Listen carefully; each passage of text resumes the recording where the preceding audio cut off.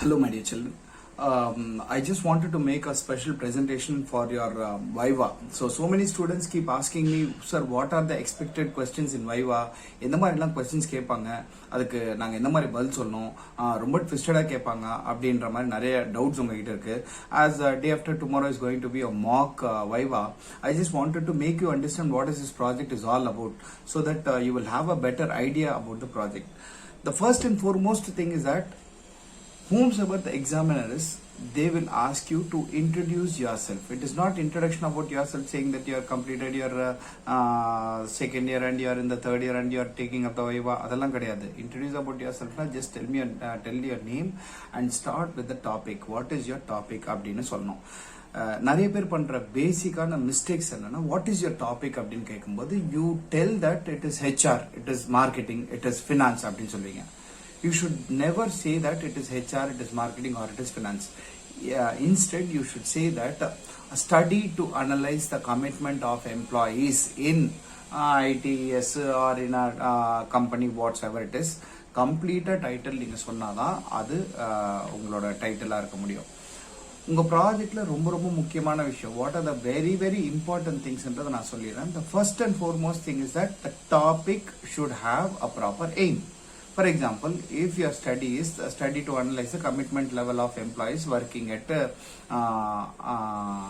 Preeti Packages அப்படினு இருக்குன்னா, aim of the study should correlate with the title of the study to analyze the commitment level of employees at Preeti Packages அப்படின்னு நம்ம சொல்றோம். அப்போ tell me about your project அப்படின்னு கேட்கும்போது, the first and foremost chapter 1 you will have to write some introduction about the commitment. I'm just taking one project as an example to make you understand. Introduction about commitment. What do you mean by employee commitment? What is the base point for commitment? And the commitment அப்படின்றது எப்போ வந்துச்சு, எப்படி வந்துச்சு, நம்ம ப்ராஜெக்ட்ல கமிட்மெண்ட்டோட importance என்ன அப்படின்றத பத்தி நீங்க சொல்லணும். After talking about commitment and its importance in introduction, you will have to move on with the objective. Objective enna, objective of the study என்னன்னு கேட்பாங்க. Tell your primary objective and the secondary objective. What is your primary objective and what is your secondary objective? Please frame your objective in such a way. For example, I'll read you now. For example, எப்படின்னு கேட்டீங்கன்னா, to study the commitment level of employees at Preeti Packages அப்படின்ற மாதிரி போடணும். Okay, அதுக்கப்புறம் அது வந்து primary. Secondary, to know the workplace involvement of employees, to know the emotional bonding of employees with organization, to analyze the factors responsible for commitment. இப்படிதான் இருக்கணுமே ஒழிய what is your objective னா, objective is to find employee commitment அப்படி இருக்கக்கூடாது. through study, to analyze, to measure, to understand அப்படின்ற மாதிரி உங்களோட objectives இருக்கும். You have to frame your objectives in such a way that it will coincide with the aim and it will coincide with the topic. Now you have framed the objectives. After framing the objectives, what is your important aim அப்படின்னு பார்த்தீங்கன்னா, you should see to that the objectives has some 4 to 5 questions. First objectives க்கு 4 question இருக்கு. ரெண்டாவது objectives க்கு again we have 4 questions. Third objective again I have 5 questions அப்படின்ற மாதிரி you should have some objectives. If you have some objectives, if you have some questions for these objectives, what will happen in the sense, these questions will correlate with the objectives. So in case if your external is asking in what is the objective and in the objective என்ன questions கேட்டிருக்கனா, sir my second objective is to find out the workplace involvement of employees னா, அந்த workplace involvement எப்படி இருக்குன்றதுக்காக நீ ஒரு 4 question கேட்டிருக்கணும். அதே மாதிரி கேட்டிருந்தா objective with questions is okay, well and done, it is done. Area of the study அப்படின்னு கேட்டிருப்பாங்க. What do you mean by area of the study அப்படின்னு பார்த்தீங்கன்னா, the area of studyல நம்ம என்ன சொல்றோம்னா, where did you do your internship? Internship எங்க பண்ணீங்க, ஏதாவது ஒரு கம்பெனில பண்ணீங்கன்னா that is what your area of study அப்படின்னு சொல்லுவாங்க. அண்ட் அதுக்கப்புறம் பாத்தீங்கன்னா research methodology, primary data collect பண்ணீங்களா, செகண்டரி டேட்டா கலெக்ட் பண்ணீங்களா, primary data how did you collect, secondary data how did you collect அப்படின்ற மாதிரி சொன்னோம். அதுக்கப்புறம் பாத்தீங்கன்னா what is the statistical tools you have used, இந்த ஸ்டாட்டிஸ்டிக்கல் டூல்ஸ் என்ன யூஸ் பண்ணிருக்கீங்க அப்படின்ற மாதிரி சொல்லணும். Limitations of the study, I will tell you what you mean by limitations of the study. Limitations of the study அப்படின்னா என்னென்ன limitations, இந்த study வந்து இந்த ஒரு கம்பெனிக்கு தான் பொருந்தும், இன்னொரு கம்பெனிக்கு இந்த ஸ்டடி செட் ஆகாது அப்படின்ற மாதிரி லிமிடேஷன்ஸ் ஆஃப் த ஸ்டடியில நம்ம சொல்லணும். அதுக்கப்புறம் பாத்தீங்கன்னா இந்த ஸ்டடி வந்து இந்த டைம் பீரியடுக்கு மட்டும் தான் செட் ஆகும், இந்த டைம் பீரியட் மேல இந்த ஸ்டடி செட் ஆகாது அப்படின்ற மாதிரி சொல்லுவோம். Next you should have chapterisation. What you mean by சாப்டரைசேஷன்னா சாப்டர் 1ல இன்ட்ரடக்ஷன் இருக்கும், சாப்டர் 2ல வந்து கமிட்மெண்ட்டை பத்தி ஒரு லிட்ரேச்சர் ரிவ்யூ ஆஃப் லிட்ரேச்சர் அப்படின்ற மாதிரி இருக்கும், சாப்டர் 3ல வந்து அந்த கம்பெனியை பத்தி இருக்கும், சாப்டர் 4ல டேட்டா அனாலிசிஸ் அண்ட் இன்டர்பிரேஷன் இருக்கும், சாப்டர் 5ல ஃபைண்டிங் சஜஷன் கன்க்ளூஷன் அப்படின்னு இருக்கும். And see to that in chapter 1, 1.1, 1.2, 1.3 is all left aligned. எல்லாமே left aligned இருக்கணும், எதுவுமே center margin இருக்கக்கூடாது. So in the chapter 1 முடிஞ்சதுக்கு அப்புறம் you will have the second chapter which is called as theoretical outlook. What do you mean by this theoretical outlook அப்படின்னு பார்த்தீங்கன்னா, as I told you in the introduction, you have something to talk about this chapter 2. What is that you will have to talk about the chapter 2 na? You will have to explain what is all about commitment and why you took this particular topic அப்படின்ற மாதிரி you will have to tell. அதுதான் chapter number 2ல இருக்கும். அந்த chapter number 2ல UG லெவல்ல நம்ம என்ன சொல்லுவோம்னா theoretical outlook அப்படின்னு சொல்லுவோம். In theoretical outlook you are supposed to write something which is related to the topic which you have took.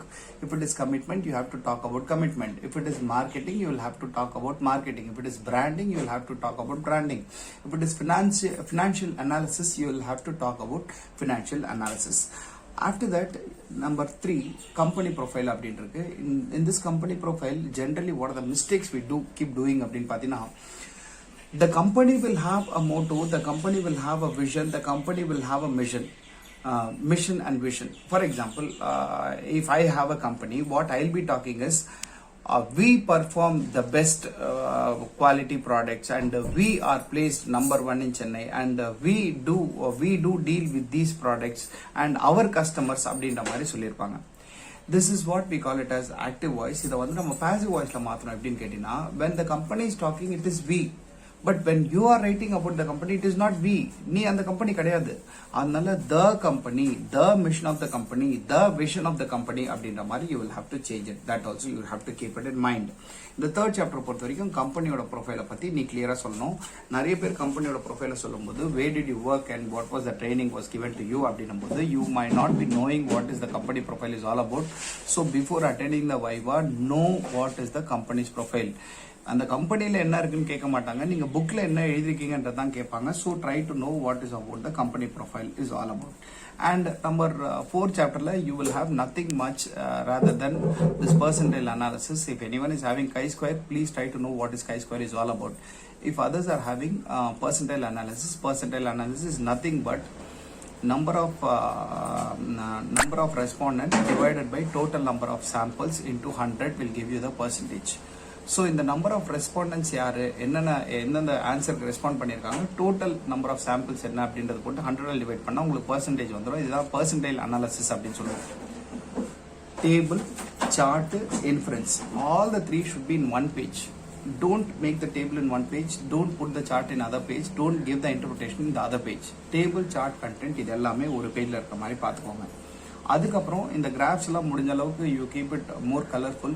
Even though our teachers say that A4ல போட்டிங்கன்னா போதும் அப்படின்னு சொன்னாலும், in case if you think that it is not costing you more than 50 rupees எக்ஸ்ட்ரானா you go for bonded sheets, because when you print it in bonded sheets it will give extra look. It is all about presentation.